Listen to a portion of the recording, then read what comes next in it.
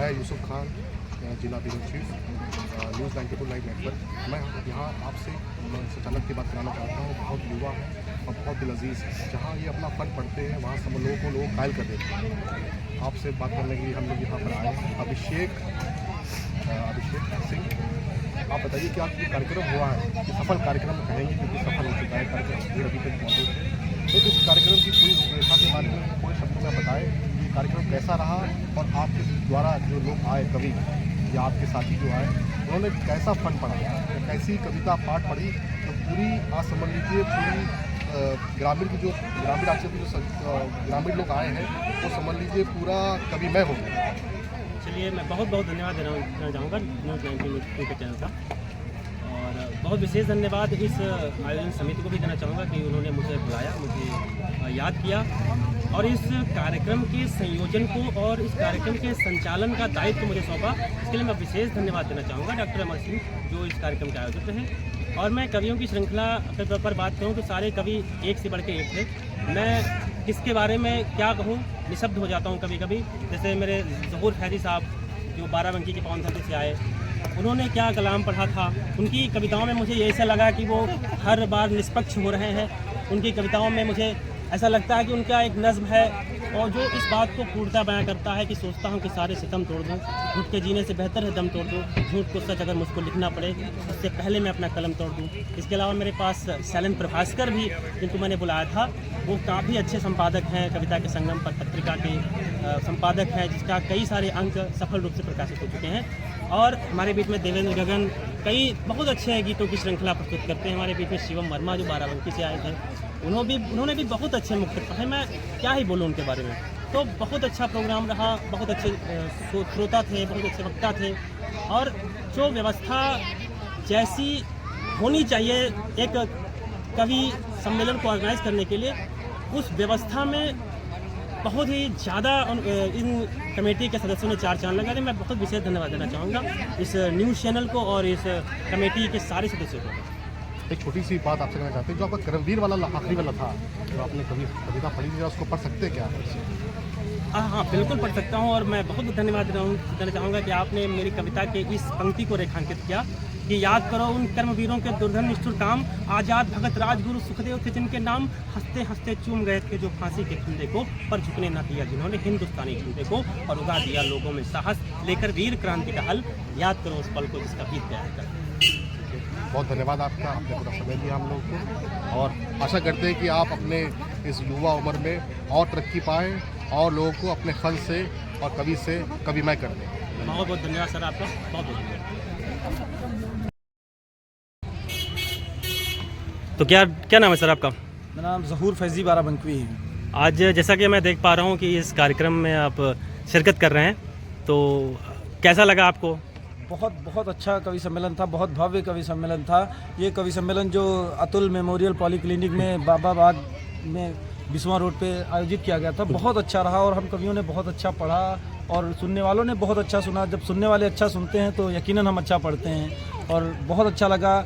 मैं देख रहा हूँ कि अक्सर प्रोग्राम में ये होता है कि आखिरी वक्त में सिर्फ कुर्सियाँ रह जाती हैं, मगर यहाँ ये है कि हम कवियों ने पूरी तरीके से कवि सम्मेलन या मुशायरा पूरी तरीके से समाप्त हो चुका। लोग अभी भी बैठे हैं, अभी भी वो चाह रहे हैं कि कुछ पढ़ा जाए, कुछ सुना जाए।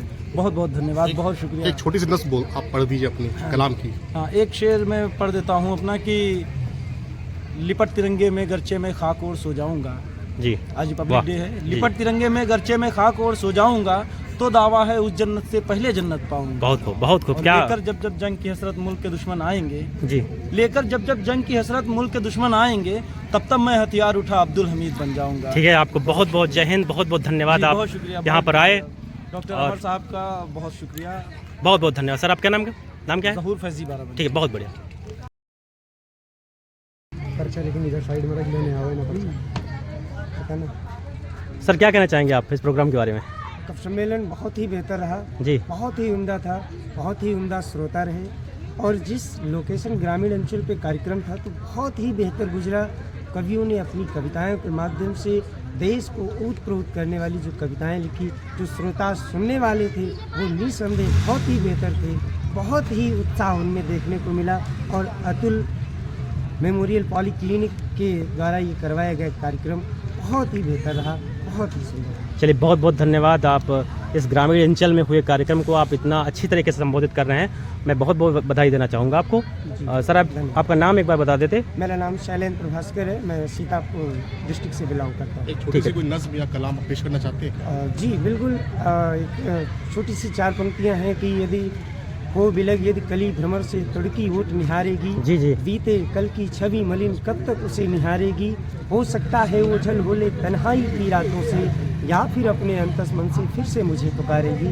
इसी के साथ 76वें गणतंत्र दिवस की बहुत बहुत शुभकामनाएं। दर्शकों को बहुत बहुत धन्यवाद। चलिए आपको भी इस गणतंत्र दिवस की ढेर सारी शुभकामनाएं। आप सदैव ऐसे ही हंसते रहें, मुस्कुराते रहें। बहुत बहुत धन्यवाद।